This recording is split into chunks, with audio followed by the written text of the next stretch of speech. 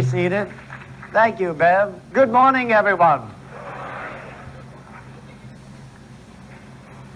This is the moment that I think that each and every one of us should recognize that we can only live life moment by moment. And yet many times we mortgage the future by placing liens upon it from yesterday. Whatever has transpired yesterday, if we could recognize that this moment is fresh and alive, and that where we go from here depends solely upon our own awareness, what we can image and feel in our consciousness. If this is the moment, let this be the moment that we give birth to newness in life. If this is the moment, then let this be the moment that we close the doors to any difficulties that we may have had that still plague us. If this is the moment, then let's open the door to greater health and greater happiness, shall we? All right, then let's recognize that yesterday ended last night. It ended last night, and this moment is fresh and alive. I asked the congregation at the first service to use the term with me, that if it is to be, it's up to me. Let's say that together. If it is to be, it's up to me. Let me hear it again. Doesn't that sound good? So therefore, your happiness, your future, your life in years to come, days to come, are not dependent upon the experiences in your life. They're not dependent upon people in your life. This is the moment that we take command. This is the moment that we take ownership. This is the moment that we begin a new beginning in our experience and our expressions in life. So this is where we pack away and close the doors of consciousness and come into that new awareness of life itself. You know, a plane that's at the airport, we have to catch a plane immediately. I won't be singing "Let There Be Peace on Earth" with you. Because my plane leaves an hour after church. So you treat for me that they'll be there. Speaking of a plane, this morning, Norma brought us to, one of our members drove by and picked us up and brought us here. And when we had all of our luggage in her trunk and everything, and Nita was locking up the back door and everything, and just before I was ready to slam the trunk, I saw a little tail, our cat, in the trunk. She says, if it is to be, I'm going with thee. But it's interesting. I said, thank God we discovered her there, not at the airport. You know? But now there, what did she pick up? She picked up the fact that there's change. Can I have you pick up this morning that your life is changing for the better? It doesn't have to be the next day the very same. So when we're at an airport, listen to me, when you're at a plane, the greatest thrust that a plane has, it's when it's taking off. And why? Because the plane has to break the law of gravity. It has to break that law of gravity in order for it to thrust itself up into and become airborne. I would love us to find out what's holding me down. What's holding me back? What's preventing me from being what I want to be, doing what I want to do, expressing what I'd like to express? And just hoping and thinking occasionally a positive thought is not enough. It takes the strength, the courage, the guts, the awareness, the imagination, the vision to break the hold that fear may have, to break the hold that the past may have. So we break through that consciousness. That's what I'd love us to do here today, to break through a pattern. And when we break through that pattern, we use the imagination. When we move it from perhaps failure or regret or resentment, whatever it might be, and we come into that conscious awareness of the beauty of life itself. We may say, what do I do with certain things in my life? You know, that seat reminds me, remember sometimes years ago when you were in school and the teacher said, go sit in the corner. Now you go sit right there in the corner. Wouldn't it be wonderful if you could take here today that whatever you came in here on your back, that you say, go up there. Why can't it be done? Where are you carrying your problem? In your mind's eye. Where are you carrying the situation that weighs you down? Where? In your mind's eye. It's in your imagination. You might say, now wait a while. This is not in my imagination. When I leave here today, you don't know what I have at home, but what you build up that you have at home. You could use it positively or constructively. It says so beautiful in the scriptures. Are we not in the image and likeness of God? Yes or no?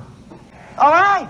Then what we image, long enough, strong enough, we take on that likeness. So if we could take here today a freeing power that we're no longer under the sentence. We're no longer sentencing ourselves for something that may restrict us. This is the glory of the truth that sets us free. This is the realization when we say, all right, then I will use the consciousness that the Spirit gave me, and I will image myself being totally free. But use it, not in a term of fantasy. Use it not in a make-believe. Use your imagination, because that's your mind's eye. We have a choice. We could image ourselves failing. We could image ourselves being restricted. We could image ourselves being confined to areas that cause us pain. Or we could image ourselves in a whole new level of consciousness. And what it takes is to break that consciousness and enter into a new dimension. Join with me this morning. Come up with me into a higher elevation. We're going into a new dimension. And this is where Jesus, the teacher, was endeavoring to. He says, if I be lifted up, I will draw. So when we break the dimension of three-dimensional living, and we enter into that new consciousness. Now you might say, am I not pretending that I don't have a problem? No, we don't teach that in Science of Mind. Are you not asking me to make believe that that situation doesn't await me tomorrow? No, I'm not saying that. I'm saying greet it, but greet it in a new dimension of consciousness. It's never the problem. It's how we greet it. It's how we handle it emotionally. It's how we address it. And when we address it differently and we handle it differently, then we are using the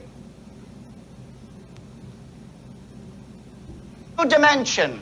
And this is where Jesus, the teacher, was endeavoring to. He says, if I be lifted up, I will draw. So when we break the dimension of three-dimensional living, and we enter into that new consciousness. Now you might say, am I not pretending that I don't have a problem? No, we don't teach that in Science of Mind. Are you not asking me to make believe that that situation doesn't await me tomorrow? No, I'm not saying that. I'm saying greet it, but greet it in a new dimension of consciousness. It's never the problem. It's how we greet it. It's how we handle it emotionally. It's how we address it. And when we address it differently and we handle it differently, then we are using the imagination creatively. Or we could use the imagination destructively. And so we get into that conscious in your mind's eye. This is where we begin to see the solution. And it isn't fantasy. And sometimes some of us, we have a problem and we magnify it. We have a situation and we blow it way out of proportion. This is it. We almost, how many times have people, don't show your hand, but how many times have people say, this is it. I know this is it. This has wiped me out completely. I'll never come through this. And we did. We've made it. We're still breathing, right? And you might say, that's just about it. Just breathing. Just existing. If we are in truth, we are not to just exist. We are to experience this thing called life. Anything could exist. But when we come to that consciousness, we want to experience the joy, experience the beauty, experience the love, experience health, experience abundance. But again, we harness the imagination. We harness it. And you harness it and you direct it. And when you harness it and direct it that way, then you're using that creative power. You're using that consciousness. That's why Jesus said, it is done unto you as you believe. But when we allow it to move in every direction, totally uncontrolled, we live in a world of fantasy. I'm reminded of the teacher. I shared this with the people of the first service. The students just came back from spring break. And the teacher said, well, I don't want to ask the whole class, what did you do at spring break? So the teacher said, well, I'll ask little Billy. Billy, you come up here and tell the class what you did during spring break. How did you spend spring break? Well, Billy came up and he said, he went fishing with his father at the lake. And he said, and would you believe it, Billy said, that they caught 12 catfish, 75 pounds and more, each catfish. And the whole class says, wow, 75, he said, maybe even 100 pounds the catfish may have been. I don't know, but it was something like that. His imagination was getting bigger. So the teacher didn't want to say, you're live, you're stretching. She told him, you're up here. And he says, yeah. He says, they were so big. He says, it almost sunk the boat. So she says, thank you. And he sat down. She said, I've got to teach him a lesson. I've got to show him in the class how you let your things go out of proportion and there's no truth to it. She said, well, I was at that same lake. And she said, and as I was walking, she says, at that same lake, she says, this huge grizzly bear came out of the woods. It must have weighed 500 pounds. And she says, the grizzly bear was running right to me, ready to attack me. And she said, this little yellow dog, tiny little yellow dog, she said, just jumped out, she says, and bit that bear's nose. And then took that bear and swung it around, and threw that bear right on the other side of the lake. She says, what do you think about that, Billy? He says, I know. He says, that was my little yellow dog.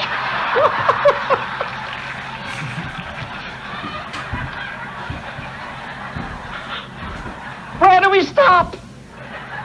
And you see how something just gets way out of hand? And sometimes we may say, my life's out of control. Many times I have people say, my life's out of control. I have people say, I'm not even the orchestration of my life. And your life has to be in command. And we need to take that realization of that consciousness. God gave us a magnificent mind, but a mind not to be a duplicator, and a mind to be originator. That's what your mind is. The mind that originates ideas. We look at our lives, and some of us may find that we have areas that we wouldn't want to relive again, and that's okay. And we have experiences in our life that may have been very restricting, and that's okay. But I believe that we have within us here today the ability, every single one of us here, to redirect our lives. And that whatever we have gone through, we ought to look at it as something that perhaps we were the cause of it, or maybe we weren't of the cause of it, but we've grown through it.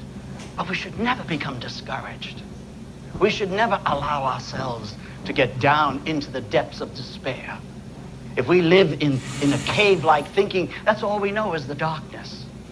But here we are, there's beautiful teachings of truth to let our light shine and to come through. You take a snake, has to shed its skin in order for it to survive. I'm asking you here today to shed whatever needs to be from your experience. And don't say it's easier said than done, because it's all consciousness. Remember, thought erases thought. Belief replaces belief. And it begins in us. And when we begin to come into that consciousness, we know that there's areas of our lives that we have to find what we need to do. I'm reminded of a story that I read, which is an excellent story about Anwar Sadat. Story. When this man was young, he grew up, he was nurtured with hatred toward the Israelis. He grew up with not only the hate, but a destructive pattern toward them. And there was no acceptance to him, but he was programmed. And that was the script that he had accepted. That was his script. That was the level. That's all he knew. That's what was given to him. And when he was growing up, he became a rebel. And he remembers making a statement before a mob of people. And because he was the leader of this rebel group, and he said, as long as I am alive, I will never shake the hand of an Israeli as long as they are on Arab soil. And he said, never, never, never. And the mob replied, never, never, never. And that mob consciousness became greater. And he realized he was using that power. Well, later on, he became arrested. And he spent time in cell 54. He writes this about his autobiography. And he's in cell 54 quite some time. And there, Anwar did some reflecting. He started to look at his life. And he started to realize what motivated him and how he was motivated by people. And he realized that the hatred that he had and the opinions that he had and the verdicts that he had accepted were really not his own. They were really not his own. But he allowed himself to be influenced. He allowed himself to move into that level of thinking. And while in prison, he started to release some of this. He started to see himself from a different consciousness. And he found out that what the most important power that any of us could ever have, this man writes about his own life, is mastery over self. Mastery over our own fears. Mastery over our own worries. Mastery over our own warped ideas. This is what he realized. And when he came out of prison, he wanted to go back into the public office. But remember, he had all of these people that believed in this rebel. And he realized he had a script. And the script had to be changed. He had to rewrite the script. Now that's risky. That's very risky. Because here are all the people that recognize this is the script you gave us. But he had to rewrite that script. And when he was able to do that and face himself and became deeper into politics and then eventually became the president of Egypt, he realized to make a statement, never, never, never is wrong. But it takes a great person to realize, to say, I was wrong. I wasn't really right. And he worked diligently to change the script in his own life. And as he changed and rewrote the script in his own life, he is credited in the world today working with the United States and other countries in the Camp David Accord for peace. I'm asking you here today that what we need to do, all of us, and myself included, is to rewrite our script. Whatever our financial picture is, whatever our health picture is, whatever our situation in life may be, we are the ones that need to rewrite that script. Otherwise, if you don't change the script, I'm going to be honest with you, it's the law of cause and effect. You don't change the script, you play the same role. The same role over and over and over again. But when we change the script and we rewrite it, then we move into a new role and our lives become transformed. So when we look at ourselves here today and realize it's not just positive thinking, we could be positive, but the script, the subjective mind within us, the pattern within us, that needs to be changed. And if that's not changed, then we move into the same role. And he's so beautiful when he said, what I need to have, that even though I may have had a loss, even though I may have had pain, even though I'm no longer the same person, I am now in a new consciousness. That's what I'm asking you to do today. I'm reminded of that years ago, I remember when I was a youngster, we lived about an hour away from Secaucus, New Jersey. But whenever we had to move in that direction, Secaucus was a very swampy land. And it wasn't too bad in the wintertime. But in the summertime, you knew 2 hours away when you were approaching Secaucus by the stench that was there. And it was a swamp. And tall grass. It would breed the biggest mosquitoes that God has ever created. Bugs and everything. And it was just a terrible sore spot. But a couple of years ago when I had been back, driving towards Secaucus and beyond it, a developer with the state assistance drained the whole swamp out. Got rid of the grass, the bugs, the debris, the stench is gone. Got rid of the soil that was infected, put new topsoil, compacted it, and now today is one of the most beautiful gated communities. Now, just being positive wouldn't have been anything. It took action. It took action. Just being positive is not enough. Just living in hopes is not enough. Just using the imagination is not enough. It must be followed with action, constructive action. And when we start following our lives with constructive action, we start building, and we build a beautiful consciousness. So I'm going to say to you today, In conclusion, you have a choice. Those of you, I don't know how many of you come in Friday night. Sometimes I come in Friday night at LAX around 6 o'clock. And I think every plane in the United States is coming in at 6 o'clock at LAX. And we're in a holding pattern for about sometimes 20 minutes. That's not too bad. But some people, all their life, they're in a holding pattern. Holding, holding. One day he'll come along. One day she'll come along. One day my ship will come in. One day the door will open up. One day I'll get my demonstration. One day this and that. It's almost like that fairy tale when remember the frog was going to get kissed, where the princess was going to kiss the frog, and one day the prince will come. I mean, this is fantasy. This is the moment. This is the moment. You know, if you came in here today, God help you, if there was a tack in your chair and you sat down, you wouldn't remain seated very long, but it'd only take you a moment to say, what in Sam Hill was that, wouldn't it?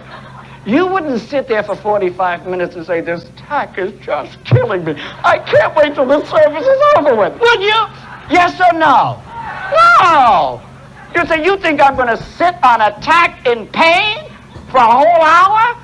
No way! And yet, what are you sitting on mentally? More than an hour. Interesting, isn't it? Then the same thing. Stop holding. Just like the plane needs that thrust to take off and break the gravity, I'm asking you here today to enter a new dimension of living, a new dimension of seeing, and a new dimension of acting. If it's up to me, together,